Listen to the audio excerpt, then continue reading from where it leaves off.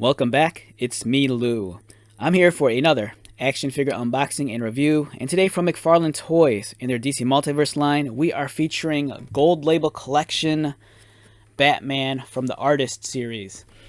Okay, so this figure was previously released. It's the Dark Knight Christian Bale Batman from the Christopher Nolan movies.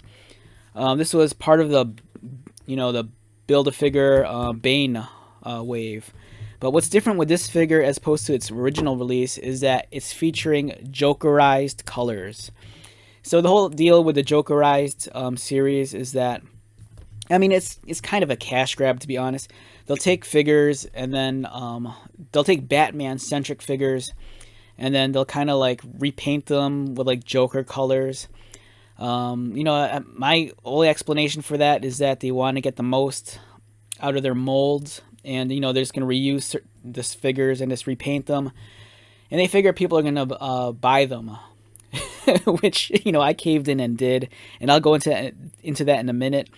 The funny thing with the Jokerized stuff is that anytime McFarlane debuts a new action figure on social media, like on Instagram, you read through the comments, and all of a sudden people are like, when are they going to Jokerize it? Give us a Jokerized version, because it's kind of become one of those things where no one asked for it, yet they always give it to us.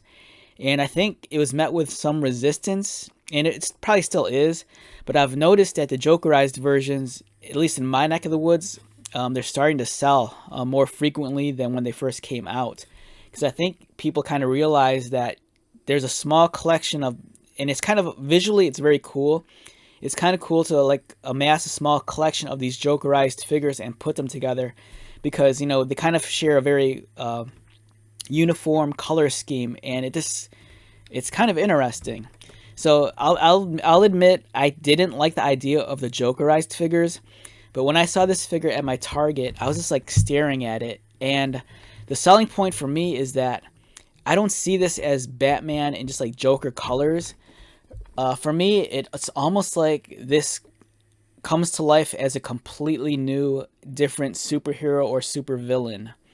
This seems like a completely unique character, when I look at it. And for me, that was the big selling point. So, all right, so enough about that. We have the Christian Bale Batman. He comes with 3 batarangs, the grapple gun, and then the extra pieces to build Bane. I always associate yellow batarangs with Batgirl, and so I don't know, if you have a Batgirl figure and you want to give her batarangs, use those.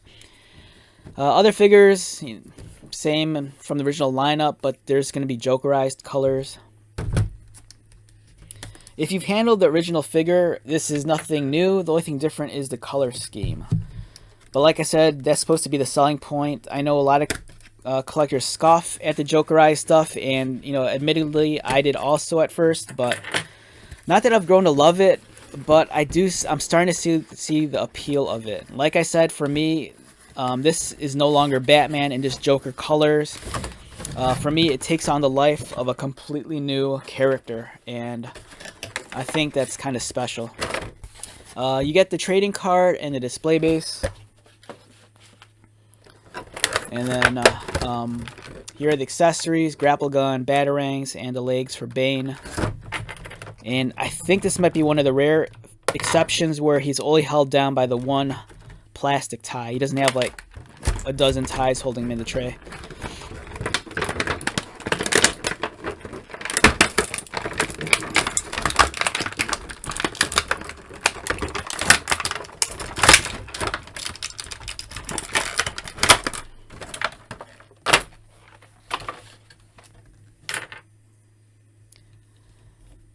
Okay, so we have the Christian Bale, Christopher Nolan, Dark Knight Batman in Joker colors. He's been Jokerized. So, same exact figure, except the colors. The sculpting is beautiful on this figure. This was one of my favorite figures. I think, was this earlier this year? In terms of Batman, I have the original Mattel Movie Masters figure, which I adore this thing. It's like one of my favorite Mattel DC figures from the Movie Masters line. You know, they recreate the same armors, I think. No, I could be wrong. I think one's maybe, not Batman Begins. Was it Dark Knight Rises? What's the other one? I can't remember. But, you know, here's comparison. Mattel, McFarlane. The McFarlane one, well sculpted. Really, really nice details. It's what you expect. Let's look at the articulation real quick.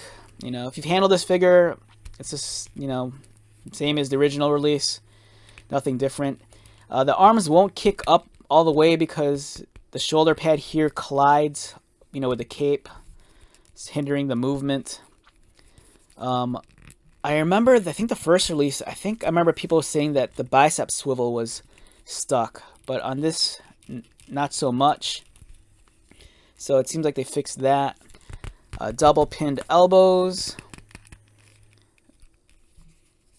Cut at the diaphragm, so he could kind of roll around. Does he crunch forward? Not much. Back, he could arch back about there. Legs kick up, but it's kind of hindered by that rubbery diaper. It only goes so far. You could probably force it, but this might stretch the material. Legs kick outward. Mine's kind of tight, as you can hear. But yeah, it's the same figure. If you like the first release, you know, you'll probably like this one unless you have an issue with the Jokerized stuff. You know, it's really McFarlane just getting us to double dip and buy his figures, you know, for a second or third time. I always get confused with the labels too. You know, there's gold label, there's platinum, artist series, artist proof, and I can never figure out which one's supposed to be what or why they're labeled what they are. But yeah, I dig this figure just because when I look at it, he's no longer Batman. You know, even though he has Joker colors, it just seems like a completely new character to me. And that's something I really dig. You know, there's just something for me that I think is just really striking about the look. And not that I'm going to start buying every Jokerized figure, but at least for now, this one really spoke to me. You know, I've seen some of the other ones at my local Target. Like the other day, I saw the Jokerized Scarecrow, and I was able to pass on that. I thought it looked okay, but you know, for one, I already had a bias towards this mold. I love the original release, and then you know, when I see this, you know, the gears in my head start spinning. I'm like, oh, this is a new character. You know, what is this guy? Is he an anti-hero? Is he a vigilante like Batman? Is he a villain? You know, so. But that's the child in me. I mean, you know, when you're a kid, you make up all sorts of wacky stories and narratives in your head. And for me, I just never outgrew that. But yeah, nice figure. On a scale of 1 to 10, for me, I'm going to be very generous and say it's an 8.5. Granted, if you don't like the Jokerized stuff, I do understand where you're coming from. You know, it's just a waste of a spot. They could easily just release a new figure. But, you know, in the toy industry, you know, companies want to get the most bang out of their buck, and they want to make the most of their tools and resources. So, you know, if they re-release a figure in a repaint, you know, they'll go for it. We've seen it, you know, done time and time again with other companies, not just McFarlane. So, all right, so with that being said, let's wrap this one up. Once again, my name is Lou. If you're new to my channel, welcome. If you are a returning viewer or subscriber, thank you so much for your continued support. I greatly appreciate it. So until the next video, be safe, take care of yourself, buy lots of toys, and most importantly, be happy. And I'll see you at the next one. All right, later.